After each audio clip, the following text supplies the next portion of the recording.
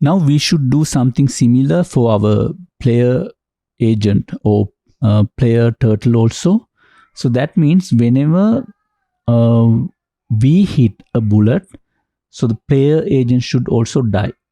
But now at the moment, only player agent can shoot bullets. Now we should implement some functionality so enemy agents can also shoot bullets. So for that, so we have to define a new breed called enemy bullets. So here, so I'm going to define some new breed called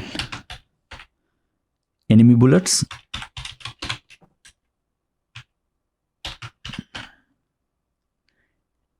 It will be enemy bullet in singular. And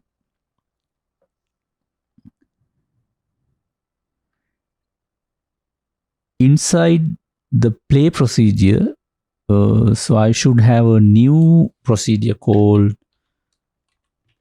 enemy bullet rules.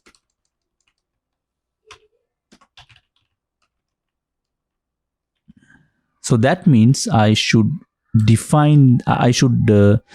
write this procedure somewhere.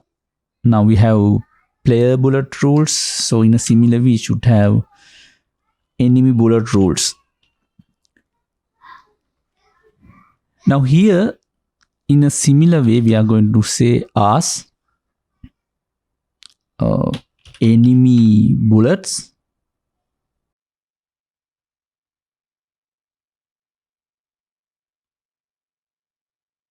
to move forward 0.01 speed. So I'm actually kind of copying whatever we have here. I'm going to do something similar. And this one is also true even for enemy bullets. That means if it lands on a like patch color blue, so then that should die. If there are any players in radius of 3, then that player should die. And let's check this explode. Explosion, can we use it for player also? Yeah, we can, because when this procedure is called inside as players, it's going to hatch explosions in the location of players. So that's also good. So here, before dying, we are going to say, okay, explode. Now, so we created some enemy bullet rules, but we didn't create a way to shoot those bullets from enemy aircrafts. So we should think about a way so where enemy aircrafts can shoot these bullets. So how to do that? Now one thing we can do is, so we have enemy rules here, and we can ask enemies to shoot these bullets, but the problem is it will try to shoot bullets every time and it will create lots of bullets. But for the moment, let's try that. So let's find out the way we shoot bullets from our player.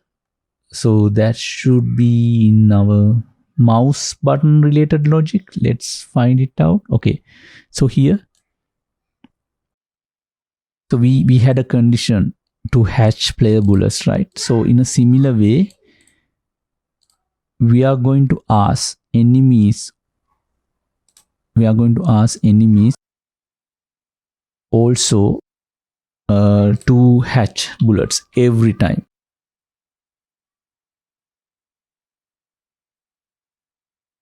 So here, let's see, ask enemies. Okay, ask enemies is already there. We can simply say hatch like this. So inside this ask enemies, we are going to hatch bullets like every second. I mean, it can be even faster than that based on your CPU. So let's see what's going to happen. See, it started shooting, but what happened was it exploded itself. The reason is it did so it actually created a player bullet, and whenever a player bullet is near the enemy is going to destroy it, right? That's what happened. So instead of an enemy bullet, it hatched a player bullet. So that was the issue. So whenever it hatched a player bullet, it's going to destroy itself, because player bullet it's not friendly for the enemy aircraft. So it tried to hatch a player bullet and it got destroyed. So instead of player bullets, we should say it should hatch. The enemy should hatch an enemy bullet. So now let's try it again. Play button. Now you can see it's creating so many enemy bullets, and that's going to really block the game because it's still generating, and this is going to consume lots of CPU cycles, and it's not a good sign. So that means we should control the flow of these bullets. So how to do that? Now what it says is every tick. So in NetLogo there's a concept called tick. So you can think of tick as more like a cycle of the game. So that means this play method or play procedure is going to get executed every tick. So like a clock. So every tick it's going to generate these enemy bullets. So we should avoid that. So how to avoid that? So we are going to use the concept called ticks here. So whenever we set up this game, we should reset our ticks. So we can use the command called reset ticks to do that.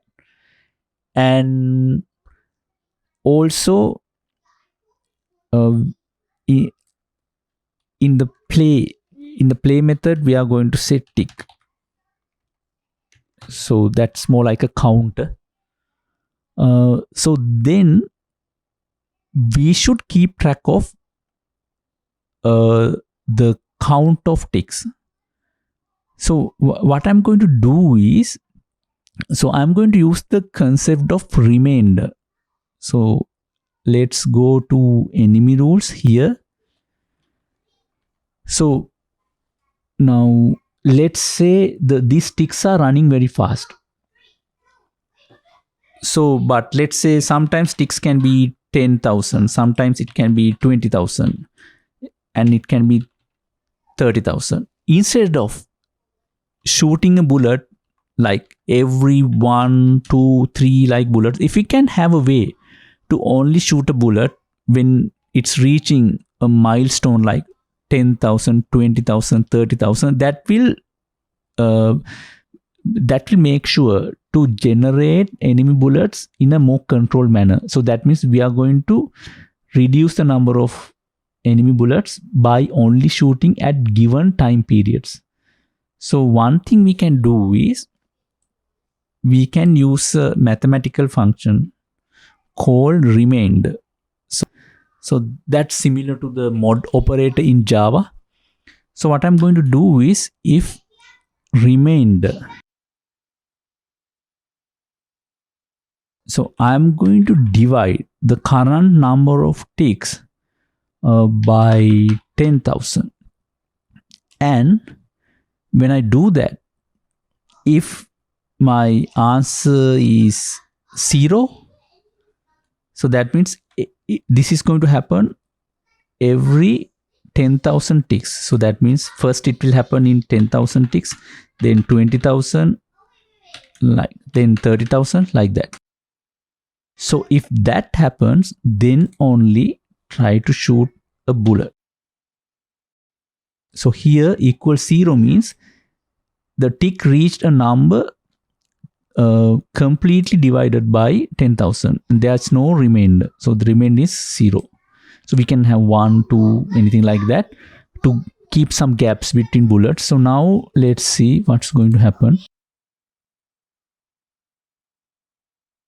So here, now they are trying to shoot us with some gaps.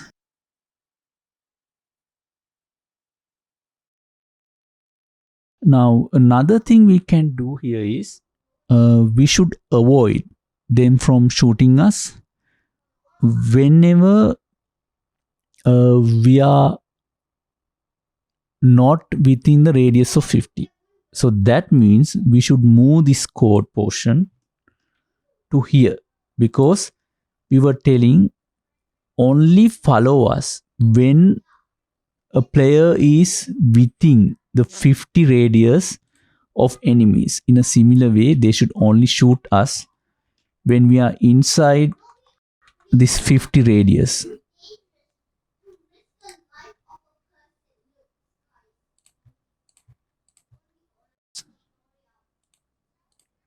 Now let's check again. Now it's not going to shoot us when we are like more than 50. I mean, when we are away from the radius, given radius of 50. But when we are nearby, they try to shoot us. Now the problem here is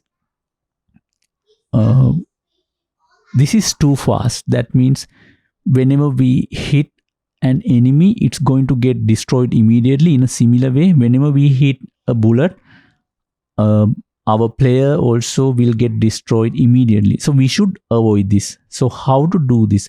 Usually in video games, we have the concept called health. So let's see how we can implement health for both enemies and player agent.